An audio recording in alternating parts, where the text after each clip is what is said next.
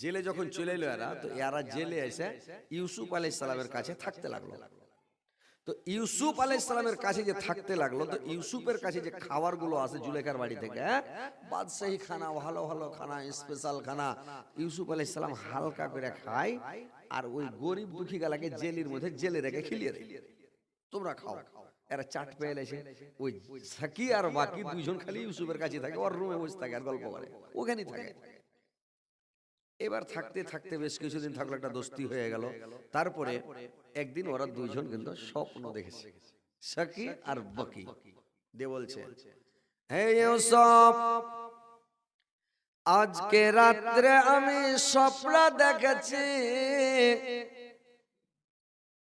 ইউসুফ আলাইহিস সালাম বললেন, তুমি কি স্বপ্ন দেখেছো বলো? সারা পরিবেশ বললা, শুনে সব। আজকে রাত্রে আমি স্বপ্ন দেখলাম যে আমাকে প্রধানমন্ত্রী, দেশের বাদশা, আমাকে জেলখানা থেকে ছুটিয়ে নিয়ে গেল, আর ছুটিয়ে নিয়ে গিয়ে আবার আমাকে ওই কাজে নিযুক্ত করলো, আবার শরাব পান করাতে লাগলো। আমি শরাব পান করাতে লাগলাম বাদশাকে। আমি এই স্বপ্নটা দেখেছি, আর তাবিরটা আপনি করে দেন, স্বপ্নের তাবিরটা বলুন তো।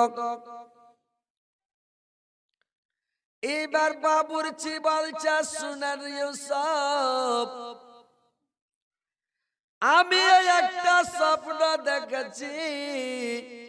আজকে রাত্রে আমিও স্বপ্ন দেখেছি, আমার স্বপ্নের তাবিরটা একটু করে দেন তো।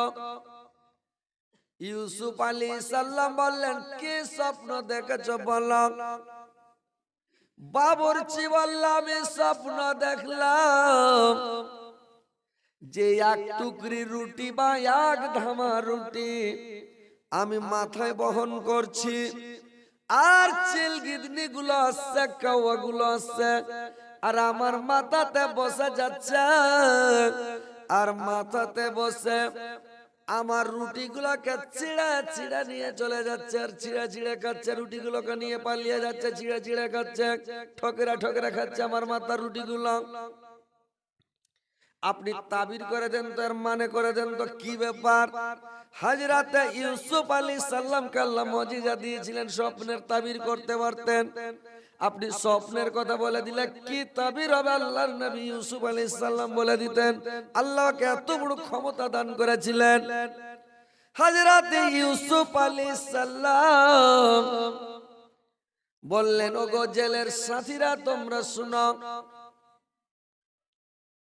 আমার আল্লাহ আমাকে এত ক্ষমতা দিয়েছে, এত শক্তি দান করেছে, এত আমার আল্লাহ আমাকে শক্তি দিয়েছে যে কালকে সকালবেলা তোমাদের জন্য কি নাস্তা আসবে, কি টিফিন আসবে, নাস্তাতে কি সবজি আসবে, সবজির রং কেমন হবে, আর কালার কেমন হবে, সবজির টেস্ট কেমন হবে, আইনা হবে না নুন চা হবে না ঝাল হবে, কেমন হবে, ওটাও আমি বলে দিব। আমার আল্লাহ এত জবরদস্ত আল্লাহ, আমার আল্লাহ আমাকে এই ক্ষমতায় শক্তিটুকু দিয়েছে, এত জবরদস্ত আমার আল্লাহ। আর তোমার যেটা আল্লাহ, তোমার যেটা উপাস্য, তোমার যেটা তোমাদের রব, সেটা কিন্তু খোদা হওয়ার উপযুক্ত নয়, আল্লাহ হওয়ার উপযুক্ত তাদের মানে কোনো যোগ্যতাই নাই। কারণ তোমার যেটা তোমাদের উপাস্য, যখন হা করা থাকে মাছিতে যদি হেগে দেয়, মশাতে পেঁধে দেয়, ওর হাঁকাবার ক্ষমতা নাই, হা করেছে মুখ বন্ধ করার ক্ষমতা নাই। নিজের হাতে তোমরা করো কি, কাঁড়িতে দড়ি লেপটাও, পাছা দিকে কান্নালা বাঁশ ভরো, মাথাতে একটা ভাঁড় দিয়ে দাও, সুন্দর করে কাদা দিয়া লেপটা কাদা মাখিয়ে কাপড় পিনিয়ে সুন্দর করে আঘাত আছে জিভে দেখাও, তোমরা জিভে দেখাও।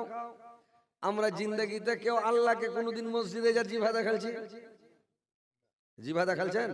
আল্লাহ এরকম করেছি কেউ? জিন্দগিতে করেছি? করিনি। নমাজে দাঁড়িয়ে গেলাম, আল্লাহ আল্লাহ সুবহানাল্লাহ, দুনিয়াকে ভুলে গেলাম, আর মনে মনে বলছি আল্লাহকে আমি দেখতে পাচ্ছি, আল্লাহ আমাকে দেখতে পাচ্ছে। এটা মনে মনে বলতে হবে নমাজে যখন দাঁড়াবেন। আর এটা মনে করতে হবে, যদিও আমি আল্লাহকে দেখতে না পাই, কিন্তু আল্লাহ আমাকে দেখছে।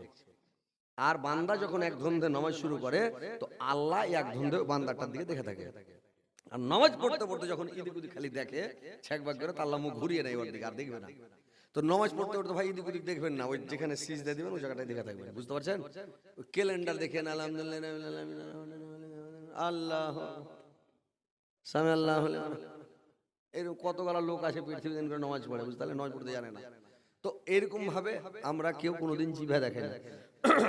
ইউসুফ আলাইহিস সালাম বললেন, আমার আল্লাহ এত জবরদস্ত, এত ক্ষমতা আমার আল্লাহর এত শক্তি যে আমি কালকে যে খানাটা আসবে সেটার কথা বলে দিতে পারবো। এরা তখন বলল, তোমার আল্লাহ এত জবরদস্ত, এত মানে শক্তিশালী আল্লাহ, আমরা এখন কোন ধর্মের উপরে থাকবো বলো? বললে তোমরা চিন্তা ভাবনা করো কোন ধর্মের উপরে থাকবেন। লোক দুটাই কলমা পড়ে নিল, ইসলাম গ্রহণ করে কলমা পড়া মুসলমান হয়ে গেল রে ভাই। এইবার ইউসুফ আলাইহিস সালাম স্বপ্নের তাবির করতে লাগলাম। স্বপ্নের তাবির করে বলল, যেটা সারা পরিবেশ করলে তোমার স্বপ্নের তাবির হলো, কালকে সকাল বেলায় বাদশা রায়হান এসে তোমাকে আবার নিয়ে যাবে, দিয়ে ওই কাজে নিযুক্ত করবে, তোমাকে আবার শরাব পান করাতে লাগবে, জুস পান করাতে লাগবে, ওই কাজে তোমাকে লাগাবে।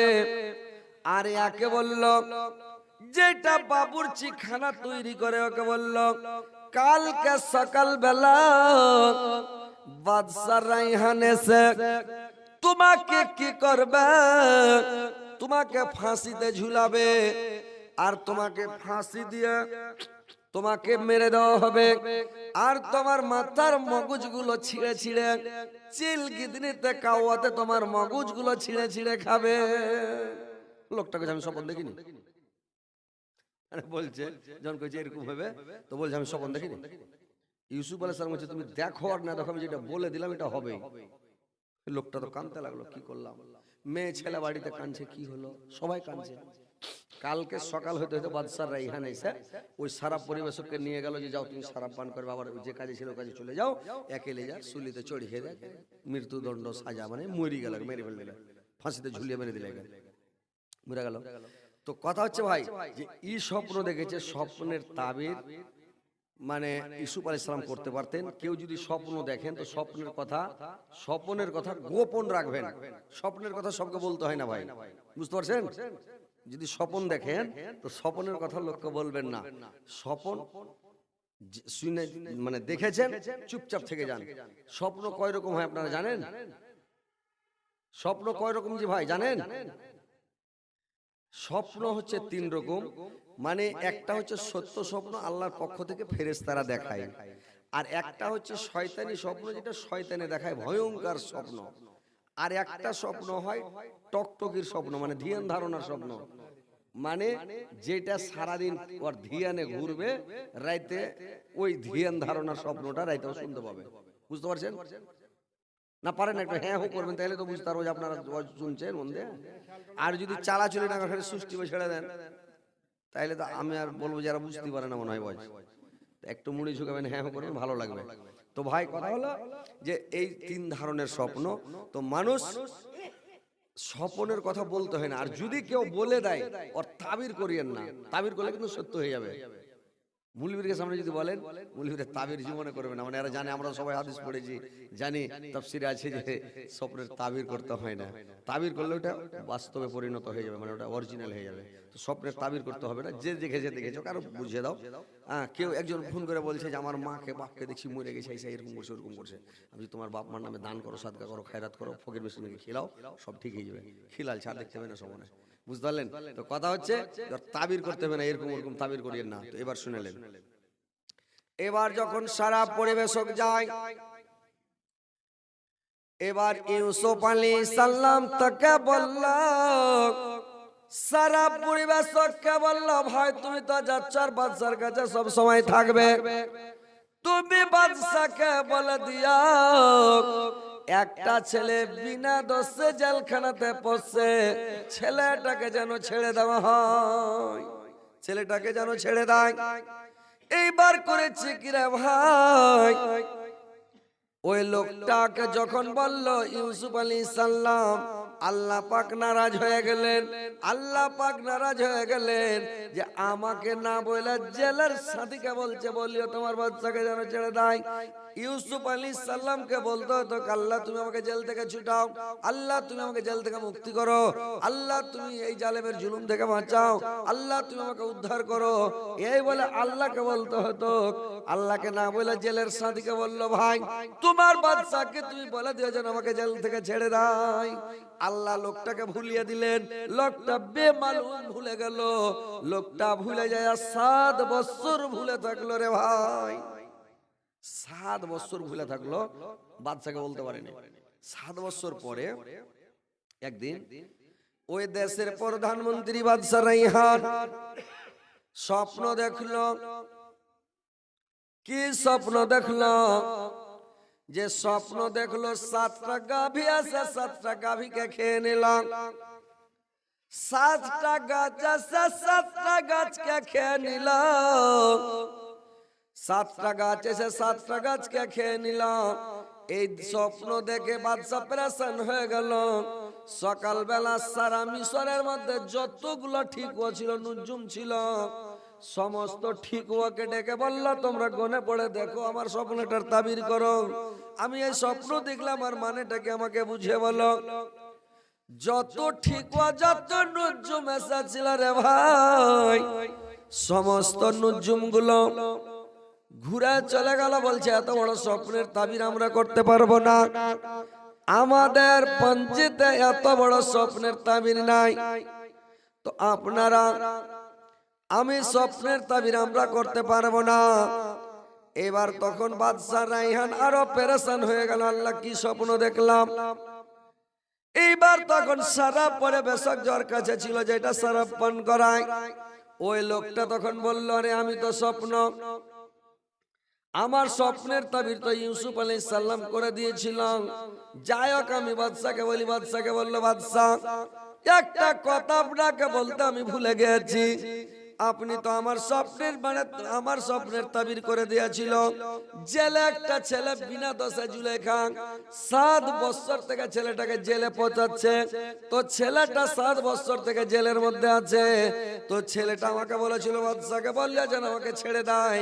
তো বাদশা ছেলেটা জেলের মধ্যে পড়ছে, ছেলেটা আপনার স্বপ্নের তাবির বলে দিতে পারবে। বাদশাহ সঙ্গে সঙ্গে বলল তাড়াতাড়ি যাও, ছেলেটার কাছ থেকে স্বপ্নের তাবির করে নিয়ে এসে যাও। তো তাবিরটা শুনে এসে মানেটা কি। এবার ছেলেটা ঘোড়া নিয়ে কাটাম কাটাম করে গেল। এখনকার মতন তো নয় যে মারুতি কার নিয়ে যাবে, 4 চাক্কা নিয়ে যাবে, মোটর সাইকেল নিয়ে যাবে। ওই যুগে ইঞ্জিনের গাড়ি ছিল না, ঘোড়া নিয়ে ছুটলো কাটাং কাটাং করতে করতে। এইবার চলে গেল রে ভাই। আর ঘোড়া নিয়ে গিয়ে জেলে গিয়ে ইউসুফ আলাইহিস সালামের কাছে খুব বিনয় করলো।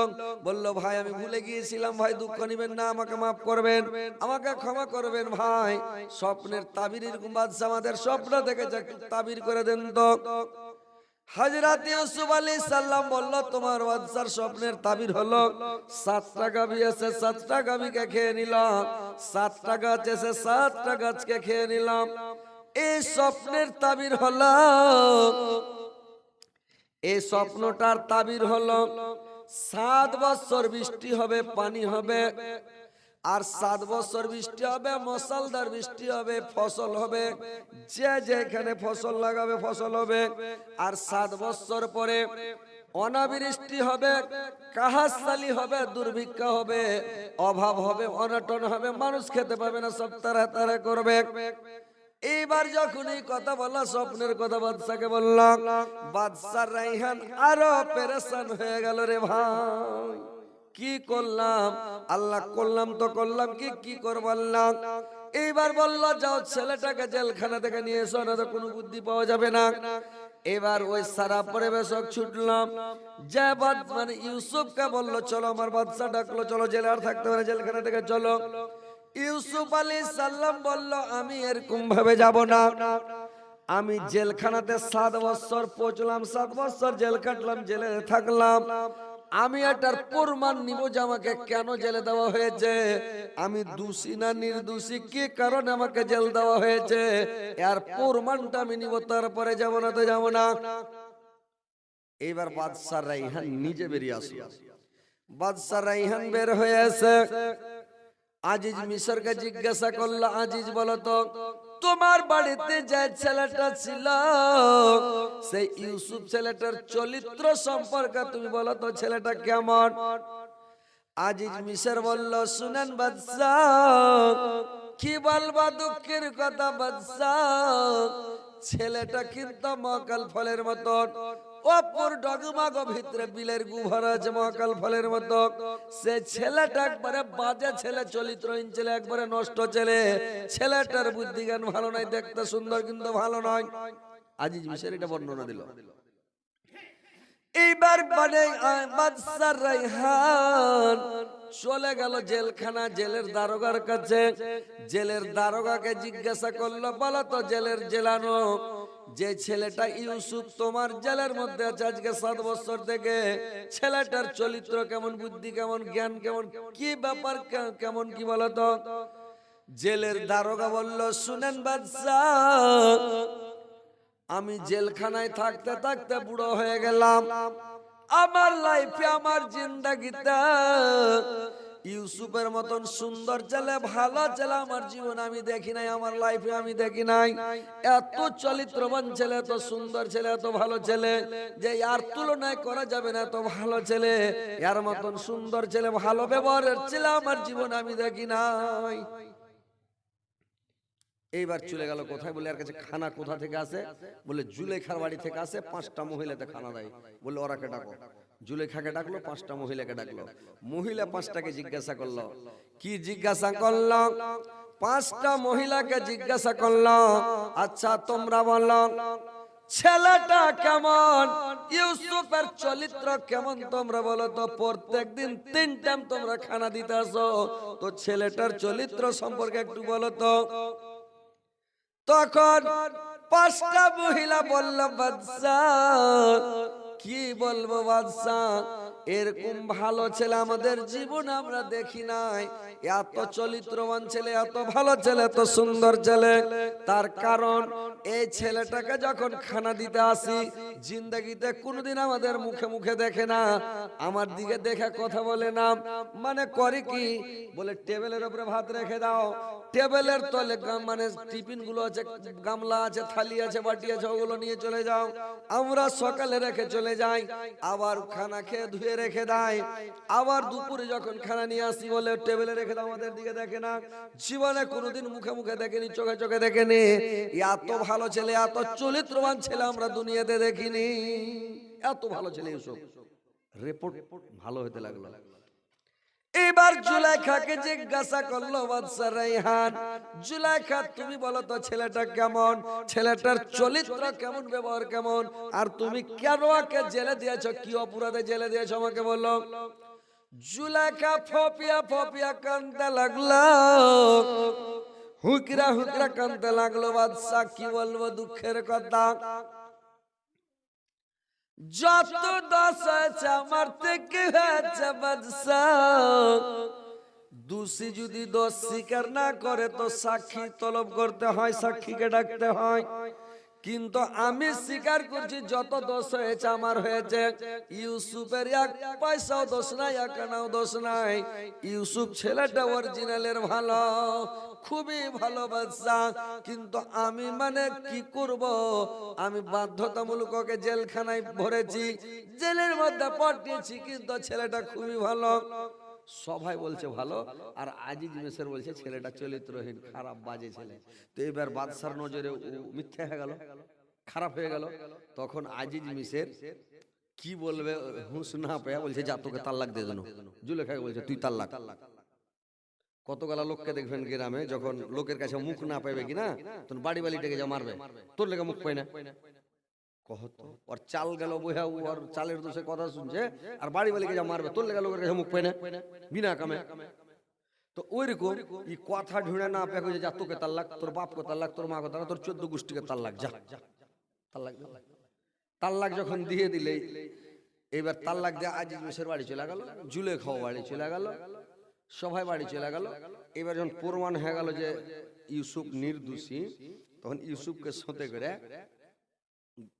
বাদশা রাইহান নিয়ে চলে আলো। বাদশারা ইহানলে চলে গেল, লিয়ে যাইয়া তখন ওখানে ওকে 40টা ভাষাতে প্রশ্ন করলো।